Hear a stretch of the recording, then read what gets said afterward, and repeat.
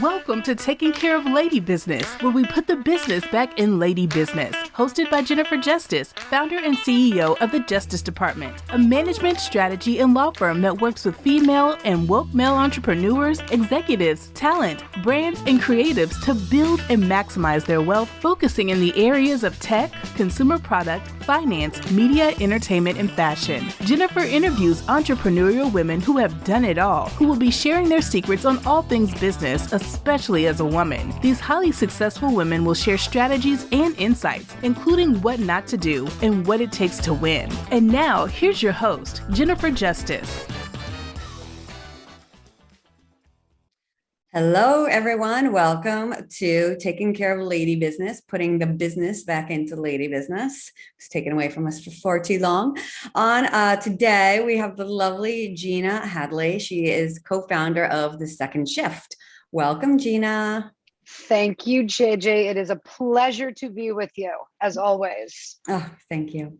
I'm excited because Gina she could talk about many, many, many things. Today she's going to talk about how you find a co-founder, what it means, what makes a successful partnership as a co-founder, and everything that goes along with it. But let's start with The Second Shift. Tell us about The Second Shift and what it is. The Second Shift is a marketplace that my co-founder, Jenny Galuzzo, and I launched about 5 years ago as a direct answer to the question, what happens for women when the full-time workplace is not an option? We had seen so many of our friends and colleagues, including ourselves, have this moment of reckoning when you either have moved across the country many times, as I had, or you have young children, as both Jenny and I did, or in Jenny's case, she was an on-air reporter. She just couldn't show up at a fire in the Bronx at 5 o'clock in the morning anymore for television. What do you do when you want to keep working and the traditional workplace doesn't work for you? Our answer was you work on projects, you work freelance, you work part-time. And in 2016, that seemed like a really novel and new approach. Now we are in a moment when businesses are understanding that probably freelance and fractional workforces will make up more of their talent than they had before. So we're feeling really great about that. And it's a way for us to keep all of our members, all of these extraordinary women working. If and when they do decide to go back to work full time, they don't have this gap in their resume, or it's their ability to just work as a consultant, make as much money as they possibly can in their area of expertise. Love it. And but your membership is all women? Our membership is all women who have demonstrated that they are the very best at what they do. So when we first started The Second Shift, it seemed like such a crazy idea that you would have somebody come in and work on a project and come in and freelance for you as a traditional company. So we decided what we would do is just work with women who could just deploy immediately, like this unbelievable gang of ninjas that we can just drop into any situation and they can take care of business. Right. All right. So tell us a little bit more about your background. Like, how did you get into this? Like, what led you to it, other than obviously going back and forth, what you had explained earlier? Anyway. We started The Second Shift as a direct result of me trying to have a freelance business. Yeah. As you know, married a wonderful man who you went to college with. But he was given the opportunity to move to the West Coast in the 90s. And we were both in a really big advertising agency. And we moved to this shitty little town called Seattle in the 90s, which is nothing compared to Seattle today. And I had to blow up my career. And The Second Shift is a direct result of me trying to experiment with being a consultant, working freelance, having kids, moving back across the country four times. I can't even remember anymore. And the idea that every time you move, you kind of destroy your network, you destroy your capability of keeping this job. Yeah. Because we didn't have Zoom, and we didn't have Slack, and we didn't have all of these things that enable us to work remotely now. And it wasn't acceptable, really, you know? No. Yeah. And the like way if that we were like in our homes, like, oh, you were in a real office, right? That's not your like bedroom back there. Like, no. And frowned upon. there is always been we've known as women who can multitask that we can do more things at more than one thing at a time, but you had to be very quiet about it in corporate America. You didn't let anybody know that you were on your way to the pediatrician's office or the gynecologist or to take care of your ailing parents or doing all of the other things that it takes to like run your life or run your family. Yeah. And I could, at some point I could go on and on about the archetype of the office and it's only built for one person.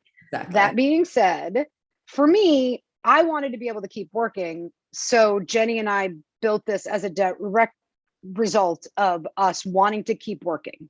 My background was in advertising. I had seen how beautifully on the creative side, freelancers come and go. There's no question about their career trajectory. There was no question about their value or if they were a member of this culture at the agencies. They just came in, they did their work, they killed it, and they left. And so that was that was the model that we used for the second shift.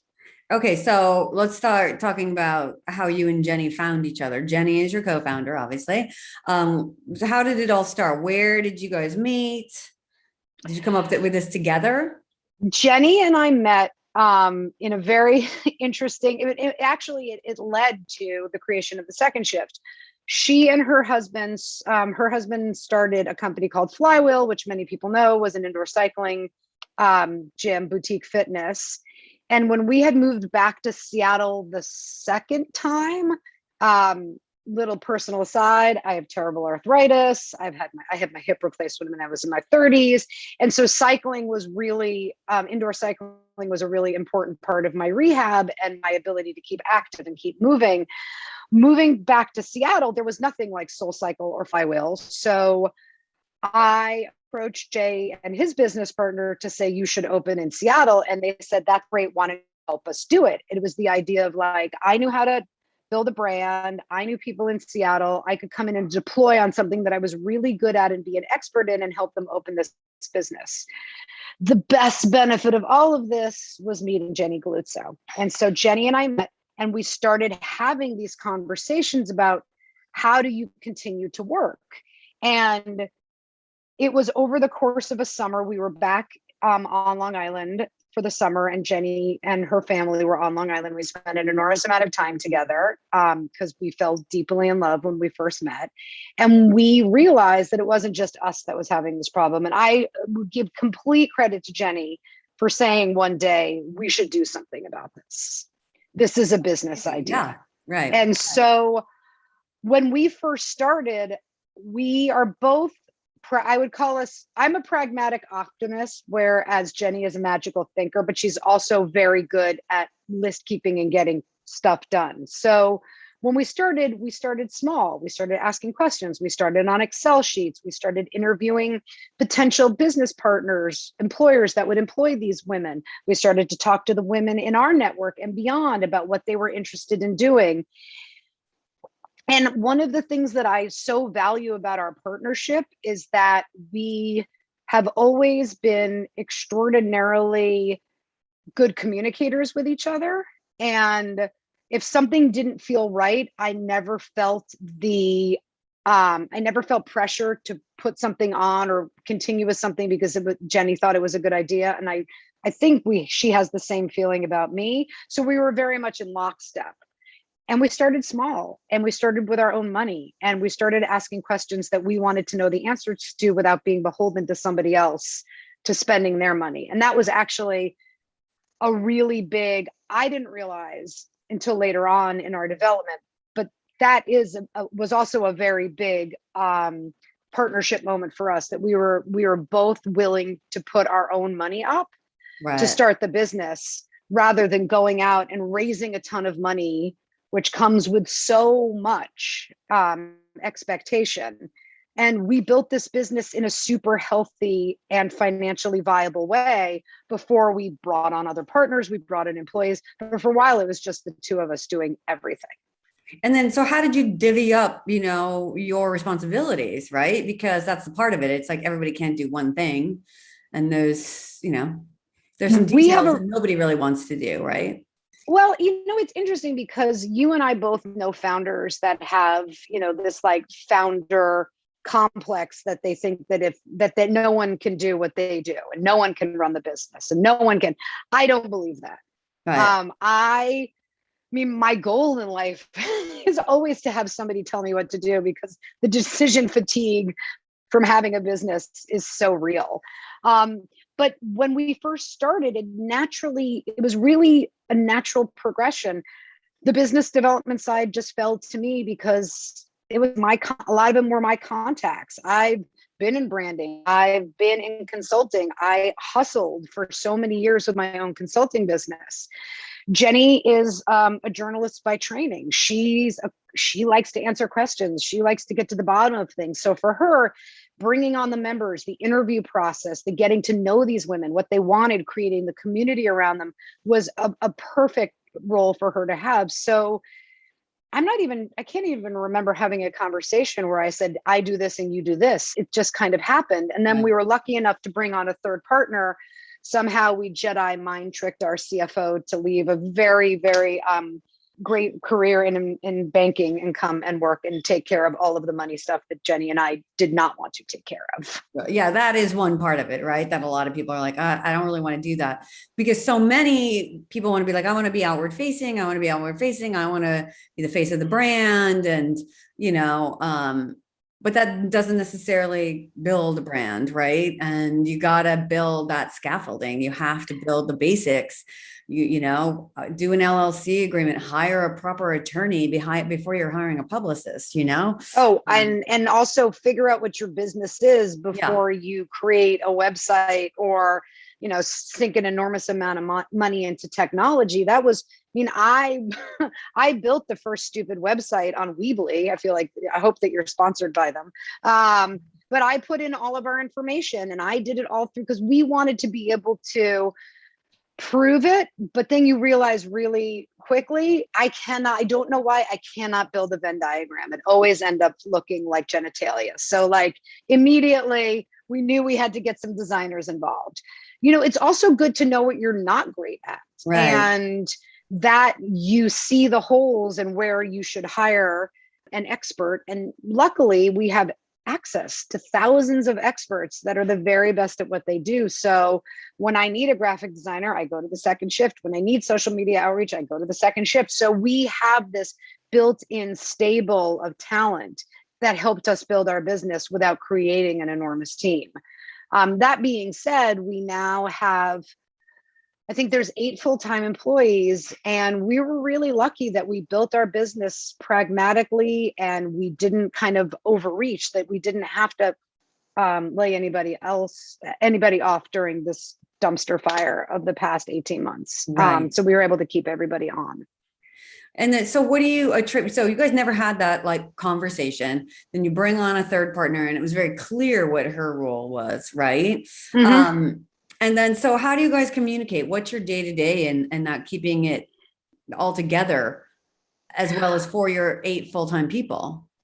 Jenny and I work really hard at it. I think one of the things that it's a great example. This year we gave ourselves I gave everybody the gift of a professional coach. So one of our members, who was actually a client before, launched a professional coaching business. And as soon as I got the email, I knew that it was fate telling me that I should do this. And then I had her connect with Jenny so that they had their own thing going. And then just a couple of weeks ago, Jenny and I, as co-founders, did our own 6-hour offsite. We took the time to recognize where we'd been in the past 5 years. We level set as to where we wanted to go. We created, I would say we were calling it our North Star of what the business is looking towards. What is the thing that directs us at all time? But it is like any relationship. If you don't pay attention to it, things don't go as well as they should. And Jenny and I will both say there was a period of time a couple of years ago when the business was cranking and we were bringing on new people. And the two of us were not as connected as we should be. And we had to very consciously say, this can't happen again.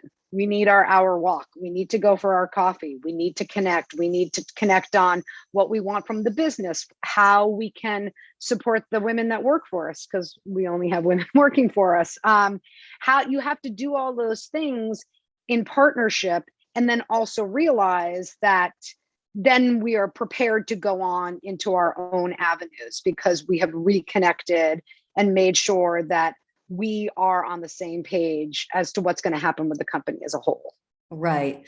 Okay. And that's amazing, right? You need to put that work in, and you need to make sure that you're constantly feeding each other. And so when you're having these conversations, is it solely about business, or do you mix in the personal? Oh, no. I mean, this is, I joke that Jenny is my non-sexual life partner. Like, Jenny knows everything about my life. I know everything about Jenny's life in a way that, because we were friends before we started the business, we have something to go back to. Everyone that works with us, I genuinely enjoy their company. There's nobody that drives me insane, which I feel so lucky about. There's nobody that I think I couldn't sit next to on a cross-country flight. And there are moments, the thing that's also been really interesting with having a partner who's also a very good friend is being able to also unplug. Like, when we go on vacation, or as somebody takes some time off, I think you have to set ground rules. Please don't check your Slack. Take your time. You don't need to check in with me. I've got this. Like, feeling supported by your team or your co-founder, that that if you need to step back, everything is good because nothing is non-communicated. And that's, I think, one of the other things I'm getting to is over communication for us is key. Right. Over communication. And we use all of the communicating tools. We use Slack internally. We use email externally. Like, we have our Zoom meetings, all of that. But even more than just that, it's the idea of picking up the phone and having the 15-minute phone call, because we are all just like, we're all in different places right now, which is strange when you're used to working alongside somebody all the time. Yeah. Okay. So what about the third co-founder that you guys didn't know so well, right? So I think that it's also important to designate that Jenny and I are co-founders and Kemp is our third partner. Okay. And I think that actually really helps, because we have this origin story about how we started the business, and we brought in a third partner to make it more robust. Right. But there is something between Jenny and I being co-founders and it's locked. It's just, and I'm always amazed when we get requests from founders who are looking for a co-founder, which I get in some ways, but I don't know how you generate that by interviewing people. It's very interesting to me. I know it works, but it's not how we built our business. Have you ever looked at, like, you can just Google it, like 30 questions to ask a co-founder? No, because I've asked 8,000 questions from my co-founder, and I know the answers to all of them. So you have it. So there are these lists, and I get, people asking me all the time, like, do you know somebody who could be my co-founder? And, or they meet somebody and they think, and I'm like, you need to fill out this list, because I didn't even do that when I had co-founders, like, and it's like, it's really important to really define those roles and to understand, like you said, level set what you guys want the North Star of the company to be. Some people are fine with it being a $10 million company, and others want it to be a $100 million company. It's a big difference. It's a big difference. And one of the things that I love, of one of our investors said, just because you put it in Excel doesn't make it so. Like, just because you want something doesn't mean it's going to happen. And I think for us, in our business, is hard to forecast because there are so many different variables around employers and engagements and the projects that we do in our members. Knock on wood, we've always been able to kind of keep ahead of the forecast. But that's the other part of it as well. Do you have a co-founder? Do you have partners that are going to be okay when things go sideways? When things don't turn out the way that you think that they're going to? Are people going to panic? Are people going to jump ship? And I will say, working with a coach who was able to, for Jenny and I, like, she asks the same questions of both of us and helps us with these exercises on concurrent paths that we can come back to each other and know that we have answered some of those hard questions on our own in the privacy of our own sessions, but feel confident that we can bring things up with each other when things are going a little haywire. Right. Right. But, you know, ultimately too, you have to do paperwork, right? You have to do an operating agreement if it's an LLC. Yeah. And we did that a while ago. We did all of that stuff very early on, and we hired the right lawyers and we talked to a lot of people. And it is, I mean, you articulate this better than anybody, all of this stuff that women find yucky about business. I don't want to talk about money. Like, that's what it all comes down to. Yeah. I'm not running a not-for-profit. Yeah. I do not do this because I couldn't decide whether to like join a tennis team or start a business. This is real. Yeah. Like, we have thousands of women counting on us and millions of dollars in potential revenue. So Jenny and I and Kemp as well, and all of our employees, we all need to know where we start from. Yeah. So tell me a little bit about that process though, because so you each had your own attorney? We did not each have our own attorney because we are trusting and naive. Yeah. And it was so early when we started it, and it was all our own money. Yeah. And so when we started, because Jenny and I put checks in at the same level every time, it was a 50-50 ownership. Once we got to the point where we were bringing in other partners, and we did raise like a very small, I guess in the olden days, they would have called it a C, but now it's like a pre-seed because it was only a couple of $1 million. That's when like avocado seeds and I think it would be small. I think like it would be like a clementine seed at this point. But that's when we had attorneys get involved and really kind of walk us through what everything meant and dilution, like what a dilution schedule was. And, you know, I put it in my brain somewhere, all of this information, but it's not, that to me is not what gets us to the goal line. So yeah. I keep it in a filing cabinet back there and I access it when I need to. But for me, I think you know, people who are co-founders, they don't realize that like you do these operating agreements, and oftentimes you have your own attorney and then the company has an attorney that drafts it. And, you know, there's provisions in there. Like, what if you get divorced? Like, does your husband get the business part of the business? Or, you know, there's things like that are real decisions that should be made and need to be made. And you guys have the benefit of being really close and could talk about these things and knew a lot about your personal situations, which is not always the case, right? Yeah. But those are real things that happen with an attorney, and you pay them, and that's how they should, because all of these legal agreements exist solely for when things go bad. You're not looking at, like you said, you're not looking at them when they're going great, you know? Well, and I think what you said is so important. These are the frameworks upon which we build a business. Right. It's the idea also that there are things that you have to do in order to get a result. And many times I think there is the excitement and the euphoria of having the idea and starting the business, but it doesn't happen until, you know, you square away all of this portion of it, because we've all seen what happens when the paperwork is not in order. Right. The other thing that I think is interesting about having a co-founder, and we were talking about like when you were said before, the face of the business and being the outward representative. Neither Jenny or I, and I say this knowing it sounds crazy, we're not really ego driven, neither of us. It's all in service of the business. So if I have to speak at a conference or I have to go do something, I'm happy to in service of the business. But that was what was super interesting in the past 24 months, that we've watched so many founders be literally beheaded because they were the outward face of their brand. And we saw what happened, especially with female founders, that we were held to a standard that our male counterparts who have screwed up many, many times over and still been handed the keys to the kingdom. So Jenny and I were really grateful that neither of us had seen this as a play for that our personal brand had outshined what the business was. Right. And that for me is also something to talk about with your co-founder or with your team as you're building something. Like, what is the brand? Is the brand, you know, Mary Joe, or is the brand Acme Slipper Company? So those are the ideas. if it's Mary Jo and Mary Jo screws up in some tremendous way and gets canceled, as we've seen happen, what happens to Acme Slipper Company? Exactly.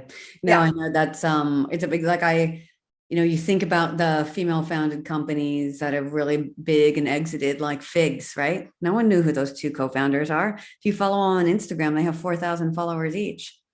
Good for them. They brought in money at $100 million valuation a while ago, and they had an IPO. Yeah. And, their business was their main focus, right? Instead of worrying so much about their personal brand that as a marketing tool for the brand.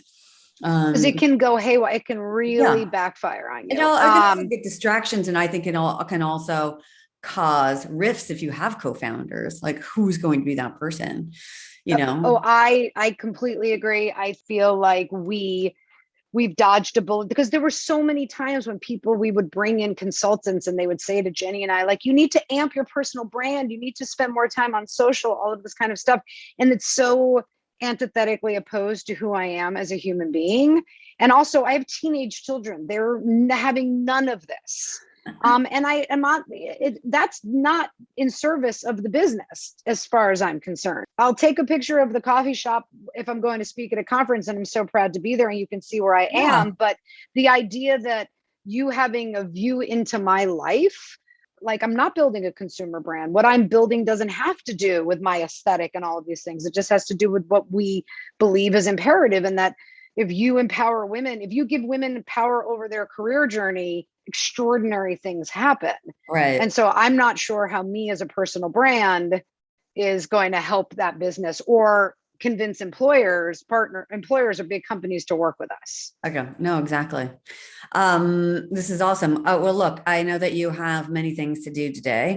So instead of just talking to me. JJ, I would just talk to you all the time. I'd be so happy. No, if we could just have a drink now too. Gina and I are also co-investors in a female founded company called Yola Mescal. So which is so magical, and everyone should drink it because it just makes the evening so much more bearable.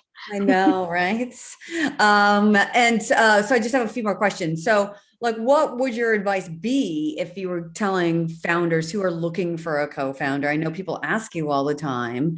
What would you tell them? I would ask, what do you need from this co-founder? Are you looking for an expertise gap? Are you looking for somebody to support you and to be in a true partnership? Or is it the idea that you want to divide the work somehow? What are the criteria that founder has to meet? Right. I also think that there are different kinds of founders. I'm lucky enough to be madly in love with my founder. I don't think that necessarily has to happen. I think that you can have a co-founder that is extremely professional and cordial and lovely relationship where you're not all mushy into each other's lives. Right. I also would make sure when you speak when you're interviewing or asking those questions, what is your definition of success? Mm-hmm. Yes. Because you can have some kind of grand dream about what your exit needs to be. I'm not really sure how you're ever able to forecast an exit, because that stuff seems so arbitrary to me. But what are as we keep talking about, your North Star? What does success mean to you? What does the 6 month, 12 month, 18? Because this is the framework that we keep coming back to. These are the pillars upon which you build a relationship so that you know that you're both on the same page. And then the other thing is, what's your management style like? How do you want to manage people? Are you happy giving people enough rope to hang themselves? Are you the kind of person that needs everybody in the office? I need to know where everybody is. I need everyone to be on Slack all the time. Those are really important things, because if they come up against each other, many times we've seen it, people feel like their co-founder isn't doing enough, or where are they, or what's going on, and why don't I know what's going on? If you are the kind of person who needs that kind of check-in, then you better make sure that your co-founder is somebody that is okay doing that with you, because otherwise there can be an enormous amount. I've seen so many partnerships break up because of that kind of resentment. Yeah, that's so true. I know. And it is that, it's resentment. It's okay, why I'm doing all of the work. And exactly. And one of the other things that I've learned in doing my own internal work on what it is to be a founder and a leader. And what I want is, sometimes you can feel like this is happening to you. Oh my God, why the business and this? You also have to remember, you chose to do this. Yeah. You chose to start a business. Right. This is not something that was put upon you. This is a gift. This is something that you're lucky enough to be doing, and to just reframe it that way. Many times I think that it gives you a different perspective, and you're able to see the world and the choices that your partners and your co-founders are making in, it's not so much about you anymore. Cause I have definitely had those like, ugh, everything is so miserable. I can't, like at the beginning of this whole pandemic, why is this happening to me? Why is this happening? Like, oh shit, I started this business. I did this to myself. Exactly. And it's a gift. I did it so that I could build something and try to change the world in my small little way. And I was lucky enough to find somebody who wanted to do it with me. Yeah. And so that's the other thing, is this is not happening to you. Yeah. You did it. Exactly. Good. Well, that's a great piece of advice and something to think of. I always like to end this, however, with women telling me the worst piece of advice they ever got from men. You need to focus on KPIs and OKRs, and you need to have a spreadsheet, and you need everybody to report in all the time, and you need to act like a founder and a CEO, and everybody needs to toe the line. And I did that for like 20 minutes. And then, well, actually I did it for a little bit longer, and I made everybody around me insane. And I realized I wasn't building a business that was authentic to me. I was building one in the model of the archetype of the guy that needs that kind of reporting. And that is not who we are. Right. Exactly. Eastern end of Long Island, August, Wi-Fi issues. It's like you get a half an hour. I hope that that's all you get out here. Also, because all the teenagers are upstairs playing Xbox, which is yet another thing that you deal with when you are a female founder with teenagers. Of course, or children in general, like mine. In general, my attention. Yeah. Be true to yourself. Don't try to model yourself off of anybody else. Because when I tried to do that, I realized that I don't want your advice. You actually are. When I took to heart what you told me, I almost ruined my business and my partnership. Yeah. Well, I have to, when you think about advice, it's like, have they ever been in my exact shoes? Like maybe not exact, but have they ever been a woman doing business? And if they haven't, then they have no idea what it's like to be a woman doing business, which hence is why lady business used to refer to, feminine washes and, tampons. So anyway, speaking of, thank you for listening to this, today's Taking Care of Lady Business with Gina Hadley in the second shift. If people want to find you, how do they do that? You can follow the Second Shift on Instagram or LinkedIn. Our website is thesecondshift.com. Jenny, who runs all of our social, my lovely, wonderful co-founder, does a great job of communicating what we're up to, what we believe in. We actually just got, we're part of a joint statement with the White House on the CARE Act, which was super cool. So we're going to be doing some content around that. Just all those silly social channels, they're out there. Well, don't expect to see anything ladies about the business if you come to my Instagram account, because it'll literally, you're not going to see anything. Well, look, there's ladies who might want to join, right? They might want there are, and professional women out there who are trying to figure out a way to continue to keep working. I'm telling you, at this moment, we are just one moment about where we are. We are in a talent crisis, and the Great Resignation is not just a tagline. And everyone is rethinking their relationship with work and their employer. And for the first time in history, I think employees are going to have the upper hand, and there is no reason why we should have gone through this dumpster fire of the past 18 months to not rework everything or to go back to the way things were before. So we are always looking for members, and you can go to thesecondshift.com and apply for membership. Amazing. Well, you heard it first. Employees are going to have the upper hand. Let's hope so. Gina Hadley, everyone listening, don't forget to like, subscribe, tell us what else you want to hear. Until then, I'm Jennifer Justice.